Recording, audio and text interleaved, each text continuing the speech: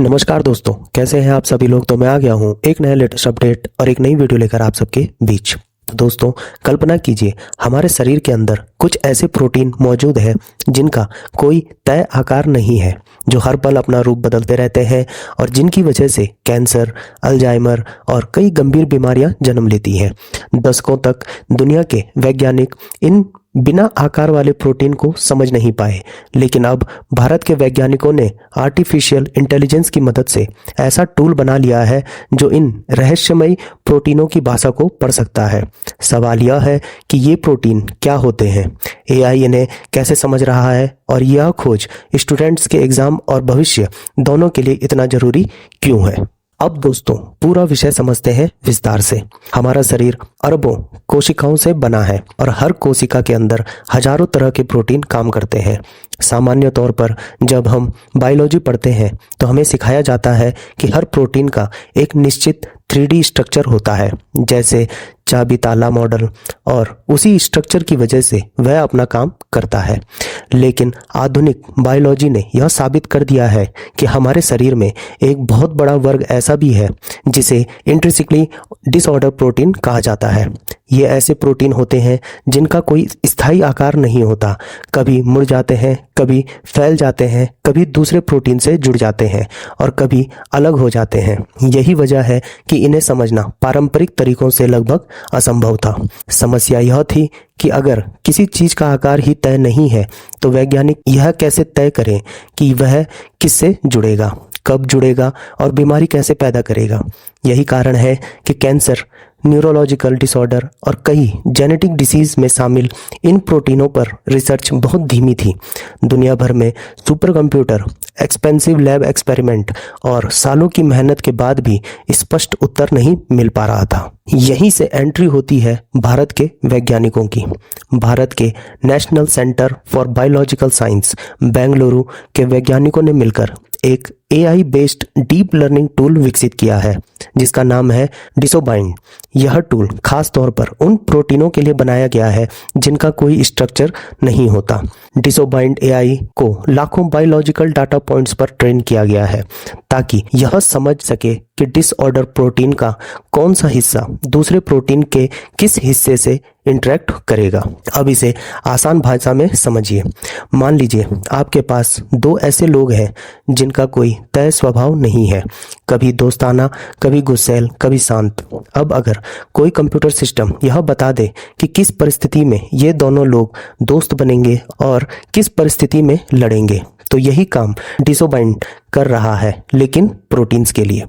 यह AI tool protein interaction को sequence level पर समझाता है, यानी यह सिर्फ शेप नहीं देखता बल्कि एमिनो एसिड्स की लैंग्वेज पढ़ता है। यही वजह है कि यह टूल पारंपरिक मेथड से कई ज़्यादा एक्यूरेट साबित हो रहा है। स्टूडेंट्स के लिए यहाँ सबसे जरूरी बात यह है कि यह खबर सिर्फ साइंस न्यूज़ नहीं है, बल्कि इसमें कई करंट अफेयर्स एंगल भी जुड़े हुए हैं। पहला angle, artificial intelligence in science. आज AI सिर्फ चैटबॉट्स या इमेज बनाने तक सीमित नहीं है। यह medical research, drug discovery, climate modelling और स्पेस साइंस तक पहुंच चुका है। UPSC और स्टेट PCS में बार बार पूछा जा रहा है कि AI कैसे इंटरडिसिप्लिनरी बन रहा है। डिसोबाइंड इसका एक परफेक्ट एग्जाम्पल है, जहां कंप्यूटर साइंस, बायोलॉजी और डाटा साइंस मिलकर काम कर रहा है।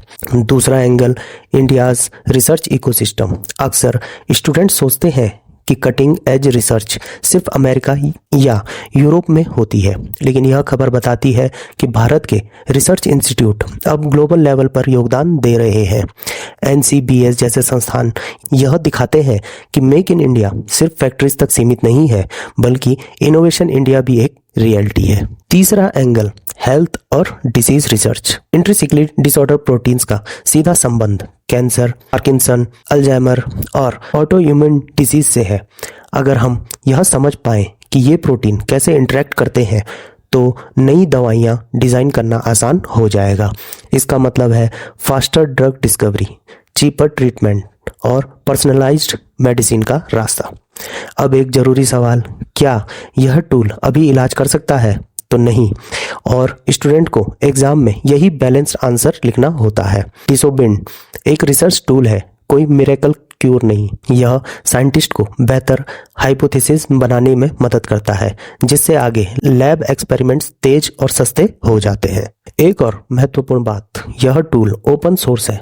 ओपन सोर्स का मतलब यह है कि दुनिया का कोई भी रिसर्चर इसे इस्तेमाल कर सकता है, सुधार सकता है और आगे बढ़ा सकता है। यह साइंटिफिक कोलैबोरेशन का मॉडर्न मॉडल है और स्टूडेंट्स के लिए यह समझना जरूरी है कि फ्यूचर साइंस क्लोज्ड लेबोरेटरीज में नहीं बल्कि ग्लोबल नेटवर्क में होगी। अब इसे करंट अफेयर्स आंसर राइटिंग से जोड़ते हैं। अगर यूपीएससी में सवाल आए, discuss the role of artificial intelligence in advancing biomedical research with reference to recent Indian developments, तो डिसोबिंड एक परफेक्ट एग्जाम्पल बन सकता है। अगर स्टेट पीसीएस में सवाल आए, AI in health care opportunities and challenges, तो आप इस न्यूज़ का रेफरेंस दे सकते हैं। चैलेंजेस की बात भी समझना जरूरी है। एआई मॉडल पर डिपेंड करते हैं। अगर डाटा बेस्ड या इनकम्प्लीट हुआ तो प्रेडिक्शन भी गलत हो सकती है। इसके अलावा एथिकल इश्यूज, डाटा प्राइवेसी और ओवर रिलायंस ऑन एल्गोरिदम्स जैसे मुद्दे भी फ्यूचर में सामने आएंगे। यही वजह है कि एआई को ह्यूमन साइंटिस्ट का रिप्लेसमेंट नहीं बल्कि असिस्टेंट माना जाता है। अब स्टूडेंट्स के लिए टेक अवे समझिए। यह खबर आपको यह सिखाती है कि साइंस को रटने की चीज नहीं है बल्कि जोड़ने की चीज है। बायोलॉजी, टेक्नोलॉजी और डाटा साइंस अलग अलग नहीं चल रहे बल्कि एक दूसरे में घुल रहे हैं। जो स्टूडेंट्स इस सोच को जल्दी समझ लेगा वही फ्यूचर रेडी होगा। अंत में अगर इस खबर को एक लाइन में समझें, भारत के वैज्ञानिकों ने एआई की मदद से उन प्रोटीनों की भाषा समझनी शुरू कर दी है जिन्हें दुनिया अब तक बिना भाषा मानती थी। और यही वजह है कि यह खबर सिर्फ साइंस की नहीं बल्कि भारत के साइंटिफिक फ्यूचर की खबर है। तो दोस्तों, आप लोगों को क्या लगता है? कमेंट बॉक्स में अपनी राय जरूर दें। आज के लिए इतना ही। मिलता हूं मैं दोबारा एक नई लेटेस्ट अपडेट और एक नई वीडियो के साथ। तब तक जुड़े रहिए। धन्यवाद। जय हिंद, जय भारत।